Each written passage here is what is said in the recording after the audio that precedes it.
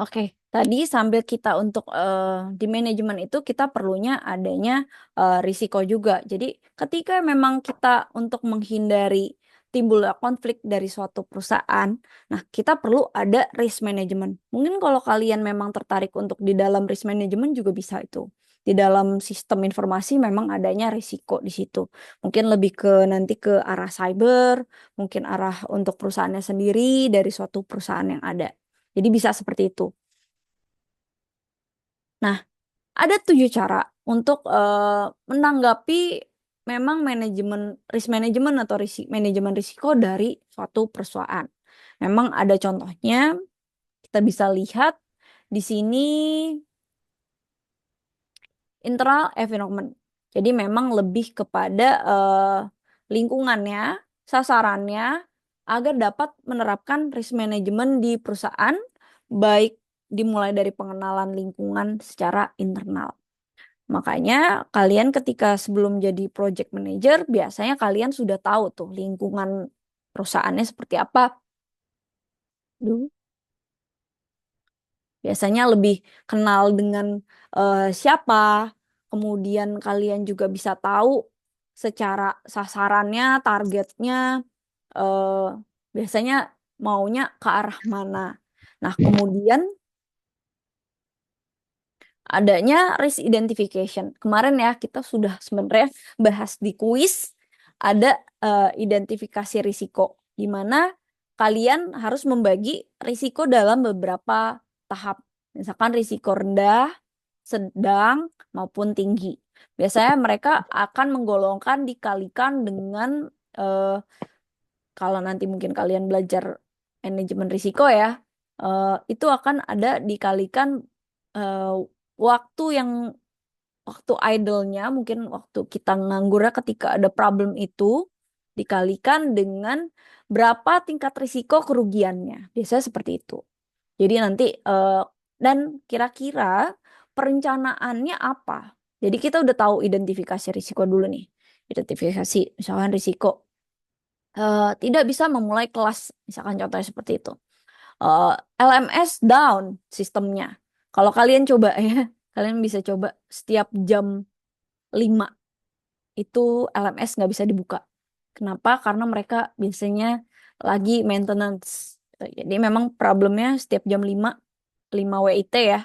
Kalau saya mungkin jam 3 itu problemnya di situ.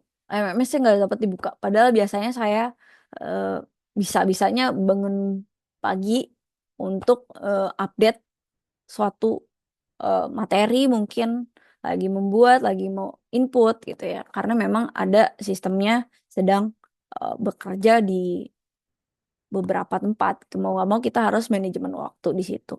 Nah, kemudian kita harus mencapai tujuannya kira-kira golongkan risiko ini. Nah, jangan sampai kalian udah update ngerjakan di jam tersebut. Hati-hati karena saya itu karena maintenance nanti kalian udah ngerjain ternyata langsung ngeblank dan ketika ujian nanti langsung di close. Jadi hati-hati di jam-jam tersebut. Biasanya itu contoh ya identifikasi risiko yang memang berhubungan dengan kalian. Nah, biasanya di situ ada risk assessment. Biasanya dari penilaian risiko itu yang tadi. Dari kira-kira dari risiko ini berapa waktu, berapa lama dari tindakan kesalahan ini dikalikan dengan eh, kita yang tidak dapat bekerja. Mungkin dari penilaian, mungkin buruk atau apa. Nah, itu dikalikan. Biasanya nanti ada tanggapan dari risiko atau risk response. Biasanya risk response itu ketika kita terjadi adanya risiko terjadi ya, risk response ini kira-kira tanggapan terhadap risiko yang ada. Misalkan langsung eh, tidak dapat input bla bla bla. Nah, biasanya responsnya kita ketika terjadi ya udah kita tunggu, kita hadapi risikonya. Minta tolong ke dosen atau mungkin minta tolong ke bagian IT untuk mengulang karena misalkan mati lampu atau mungkin misalkan lagi ujian mati lampu, lagi nggak bisa gitu ya. Nah, itu bisa ada tanggapan dari risikonya. Ini jika tidak bisa, bagaimana nih saya? Saya bisa menanyakan ke dosen tertentu. Jadi memang Sudah saya itu, saya bisa nggak untuk kira-kira karena mati lampu nih, saya bisa untuk meriset dari tugas maupun ujian saya. Misalkan seperti itu. Itu adalah risk response-nya. Kemudian em, kemudian kontrol activity. Biasanya pengendalian aktivitas. Jadi ketika kalian sudah berjalan gitu ya. Nah, nanti kita akan bahas nih di critical path method sebenarnya. Eh, Pengendalian aktivitas ini kira-kira udah sampai tahapan mana? Udah sesuai prosedur. Oke, kita udah sampai di tahap mana? Misalkan tahap awal, tahap akhir, tahap pertengahan, atau mungkin sudah tahap lebih akhir. Berarti kita eh, aktivitasnya sudah berdarah-darah nih. Kita sudah resikonya udah sangat tinggi gitu ya. Kalau kita nggak selesai kita bangkrut nih. Gitu. Misalkan seperti itu. Nah, anggapannya itu adalah tahapan yang sesuai dengan prosedur. Jadi kita mengendalikan aktivitas agar tidak sampai terjadinya risiko. Gitu. Kemudian information and communication. Nah, di informasi dan komunikasi ini biasanya ada tahapan. Kita harus harus melalui pihak mana dulu. Terus kemudian dari jenis media komunikasinya apa. Contoh, kalian misalkan sebagai staff tidak bisa langsung ke rektor, misalkan segitu. Atau mungkin kalian misalkan sebagai mahasiswa tidak bisa langsung berbicara terhadap mungkin kalian magang tidak bisa langsung berbicara dengan direksi. Biasanya berbicara dulu kepada manajer atau supervisor kalian terlebih dahulu sebagai staff, baru nanti staff untuk supervisor atau manajer, supervisor eh, menghubungi manajer dan kemudian manajer bisa menghubungi informasi melalui direksi. Ada juga beberapa kantor-kantor yang langsung, jadi dari staff bisa langsung ke direksi. Ini bagaimana ya Pak? Tapi biasanya berjenjang untuk jenis komunikasinya. Jadi biasanya CC aja gitu ya. Kalau di email kita nggak langsung gitu. Dari manajer mungkin ke direksi, tapi biasanya ada beberapa supervisor yang bisa langsung ke direksi. Nah, dari situ juga kita monitoring and evaluation. Jadi memang pemantauan dan evaluasi kita bisa lihat di situ ada risk management. Kita udah mantau kira-kira udah terjadi risiko. Tapi sebelum itu juga kita evaluasi. Oke nggak nih tanggapan kita, respon kita oke nggak? Kalau nggak, kita ada perbaikan apa lagi? Biasanya terus-menerus kita monitoring dan evaluasi agar memperbaiki risk management yang sudah dilakukan. Jadi kita nggak bisa langsung nih tahun lalu risk manajemennya kayak gini, pasti ada perubahan.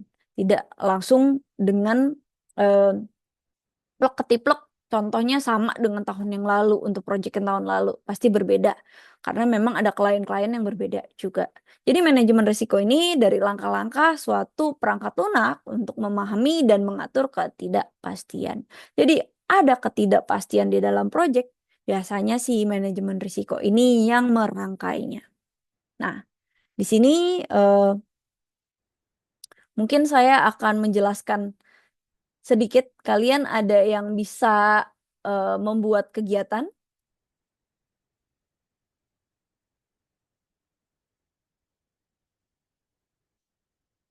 Nah, jadi di sini ada kegiatan, mungkin contohnya yang paling mudah biasanya membuat kopi atau membuat Indomie. Enaknya apa ya? Misalkan ada kegiatan nih contoh.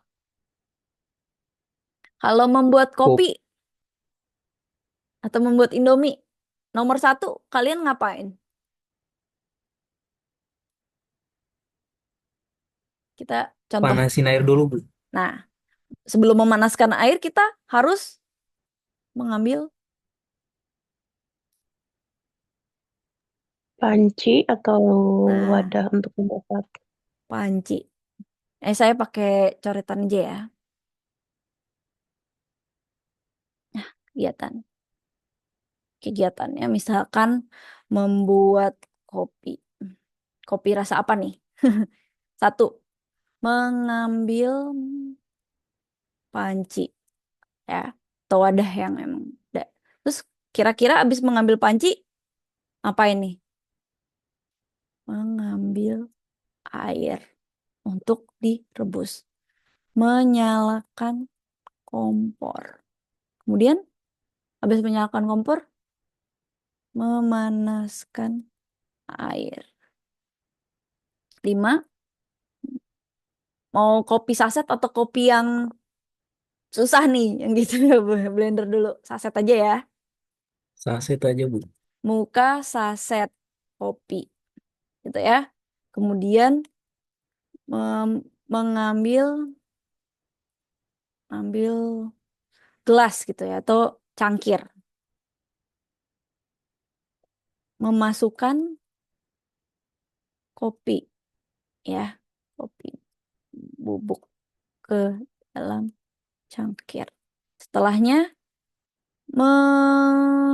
mematikan kompor. Kemudian setelah mematikan kompor, me- Uang.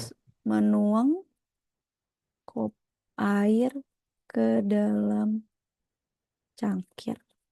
10 diaduk Mengaduk. dan dapat disajikan. Nah, ini aja kegiatan membuat kopi kita banyak ya. Nah, gimana caranya untuk ini saya sorry. Nah, gimana caranya kita akan eh, memasukkan ini ke dalam critical path method. Jadi, anggap kalian kira-kira nih, mengambil panci sama mengambil air bisa bareng atau enggak? Nggak bisa kan? Karena kita harus ada panci dulu baru ada air.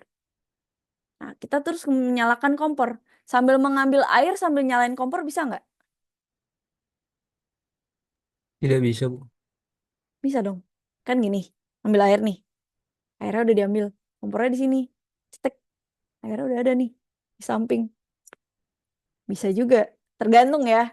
Kalau lihat abang-abang jualan kopi sih, dia langsung ini air panasnya jadi cetek gitu ya. Air panas atau mungkin nggak nyalain kompor, nyalain listrik gitu ya. Airnya juga bisa langsung diambil, nggak langsung disajikan. Tapi oke, misalkan dianggapnya nggak bisa. Kemudian memanaskan air sambil membuka saset kopi. Bisa bareng nggak? Bisa kan? Kita udah dipanasin nih. Bisa, Bu. Nah, kita bisa gabung nih ya. Berarti ini, oh, saya pencet terus nih. Nah, berarti bisa nih ya.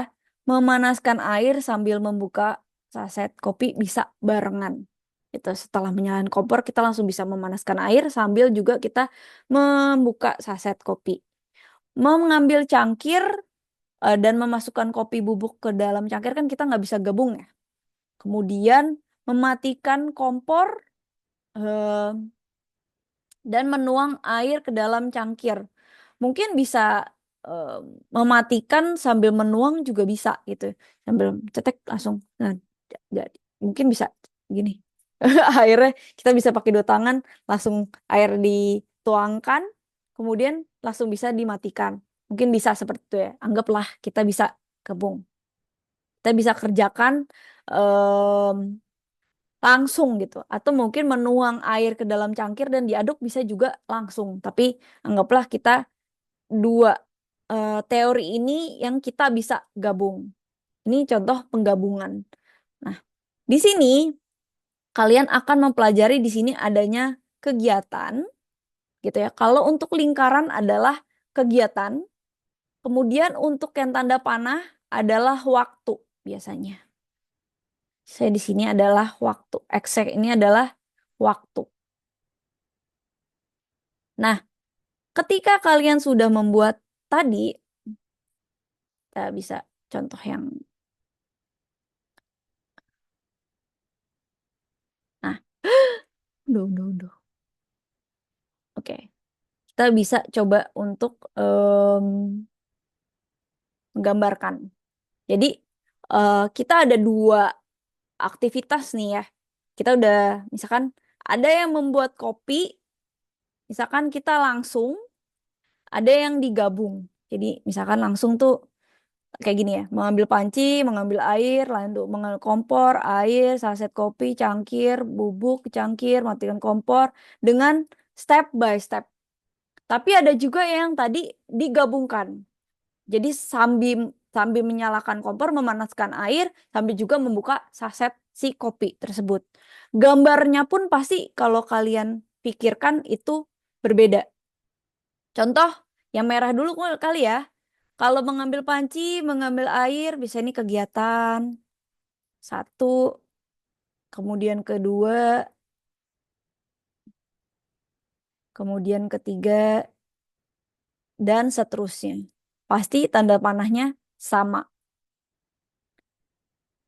Karena mereka itu adalah kegiatan yang tidak dikerjakan secara bersamaan.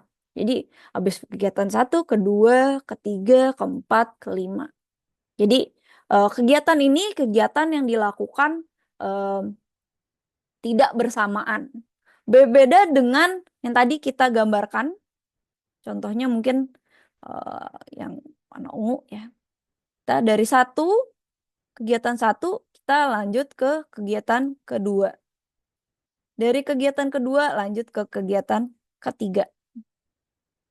Dari kegiatan ketiga lanjut kegiatan keempat dan kelima secara berbarengan.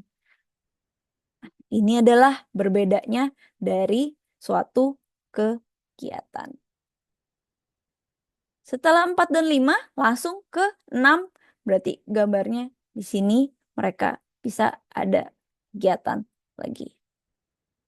Atau mungkin ada nanti mungkin the next ya. Kita akan membahas adanya waktu yang mereka ternyata dari 4 ke sini dulu. Ternyata ada namanya untuk dummy, perkiraan. Gitu. Jadi di mana kira-kira dari 4 ke 5, setelah 4 ke 5 nih, tapi bisa berbarengan. Jadi dari kegiatan ketiga, keempat, kelima ini bisa berbarengan, tapi keempat ini nggak bisa langsung ke 6. Tapi keempat ini mesti nungguin kelima dulu. Nah itu namanya dummy. Jadi ketika nanti ada dummy, kalian bisa menitikkan titik-titik tanda panah. Jadi kalau ada dummy seperti ini contohnya. Jadi misalkan ada kegiatan 4 tidak dan 5 bisa berbarengan. Tapi 4 ini tidak bisa langsung ke kegiatan ke-6. Jadi itu adanya dummy. Tapi biasanya kalau ada kegiatan dari 4 langsung ke 5, biasanya kita langsung nge-link seperti ini. Tuh. Nanti mungkin ngerjain soal lebih enak ya. Ada soalnya, contohnya. Ini kan adalah kegiatan membuat kopi. Iya. Ini adalah analisis dari kalian sebenarnya. Memang kalau di project manager itu kalian harus analisis terus. Kira-kira nih orang ngerjain tugas A, misalkan kalian ya.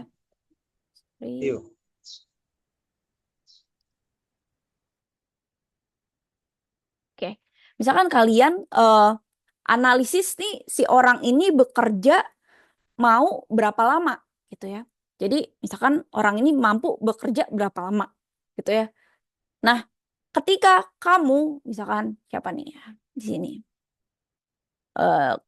Christina sama Dendi misalkan atau Dian. Nah, Dian ini mampunya bekerjanya secara misalkan buat kopi 5 menit gitu ya. Tapi Dendi bisa buat kopi 2 menit gitu. Atau mungkin Dian bisa buat kopi 1 menit.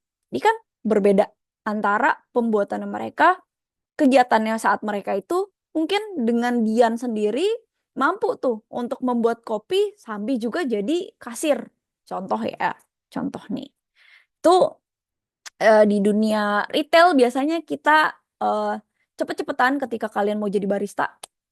Saya iseng dulu pernah nyoba ikut kursus barista. Itu mereka mau cepet nih. Biasanya ada memang owner yang mau dia jadi pembuat kopi juga, tapi dia juga jadi kasir biasanya. Tapi ada 2 orang yang diperlukan. Tapi untuk di luar negeri biasanya dia jadi peramu kopinya juga, dia juga jadi kasirnya. Jadi mau nggak mau harus cepet-cepetan untuk pembuatannya.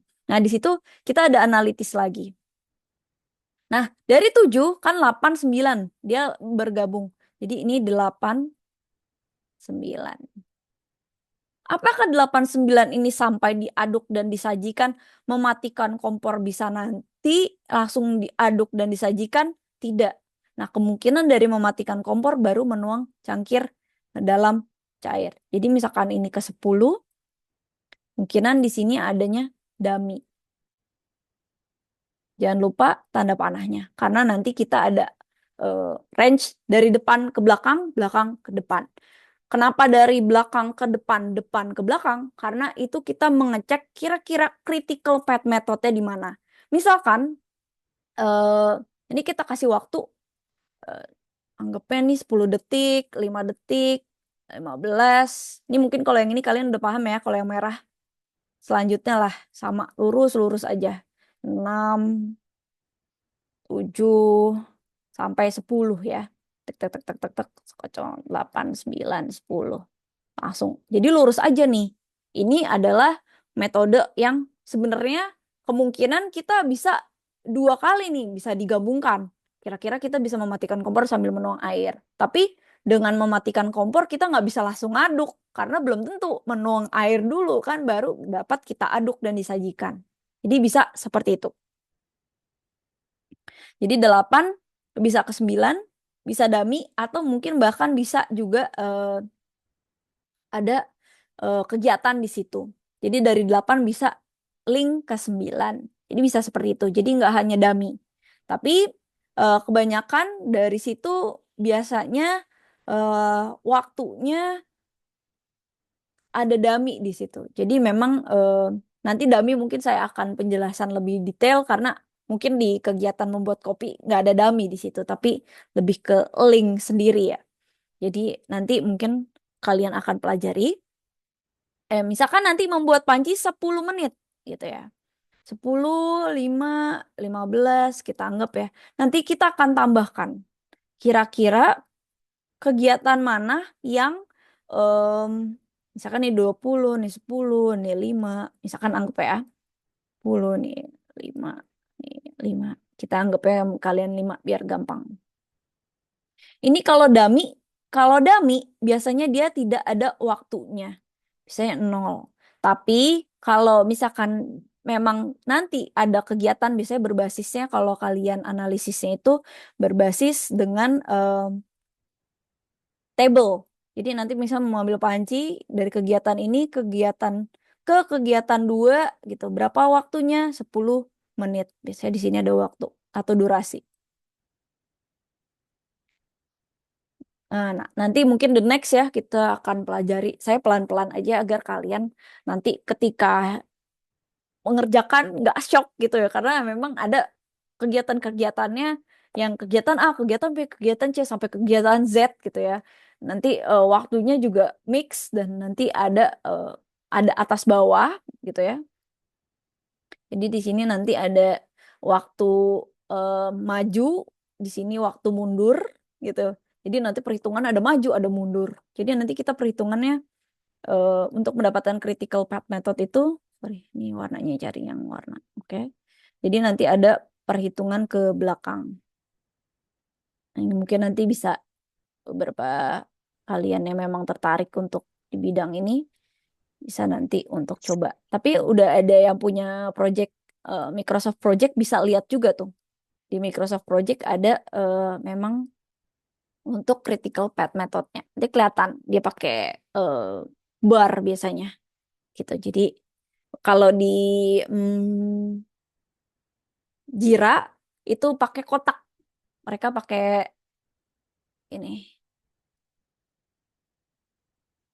gitulah, kotak. Kalau di Microsoft Project biasanya kita bisa detail antara pakai ini bar ya, atau nanti mereka bisa pakai lingkaran. Jadi nanti ada beberapa yang memang situ. Mau nggak mau kalian harus memahami ininya dulu sebelum nanti kalian bisa input. Nanti mungkin seperti itu. Untuk gambarnya sudah dapat dipahami kan? Nanti kalau perhitungan kalian next lagi lah, nanti pusing. Untuk gambar dapat dipahami ketika dia bersamaan atau ketika dia tidak bersama. Nanti kita akan coba kerjakan eh, kegiatan yang ada. Ini adalah contoh dari suatu project. Misalkan project kan kita breakdown dulu kegiatannya apa aja. Gitu. Apakah dapat dipahami untuk gambarnya terlebih dahulu? Untuk lingkarannya dulu deh sama arah. Masih ada yang mau bertanya? Ada yang bingung? Bingung.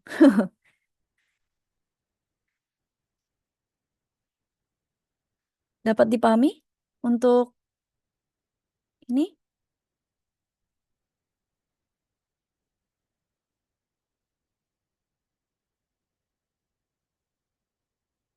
Oh, nggak ada yang jawab. Jadi tadi kita menggabungkan sesuatu, memanaskan air dan membuka saset kopi, itu bisa kita kerjakan bersama. Jika kerjakan bersama setelah eh, kegiatan ketiga, bisa langsung ke 4 dan kelima. Gitu. Jadi bisa juga malah setelah memanaskan air kita nggak langsung bisa mengambil cangkir, tapi ini kita bisa ya mengambil cangkir gitu. Atau juga tadi ya mematikan kompor, tapi kita nggak bisa langsung ngaduk. Jadi mau nggak mau kita harus ke menuang dulu, baru kita bisa dapat sajikan. Jadi itu sebenarnya logika di sini. Dapat dipahami untuk gambarnya terlebih dahulu mungkin. Paham, Kak. Oke, nah ini adalah, bentar saya hapus. Nah, ini adalah dari waktu awal kita memahami critical path method terlebih dahulu. Jadi kita mengetahui saluran kegiatan satu dengan saluran kegiatan selanjutnya. Ya, untuk ini mungkin sampai di sini. Terima kasih banyak. Assalamualaikum warahmatullahi wabarakatuh. Sampai jumpa lagi minggu depan. Mungkin minggu depan kita akan membahas tentang risk management yang lebih detail.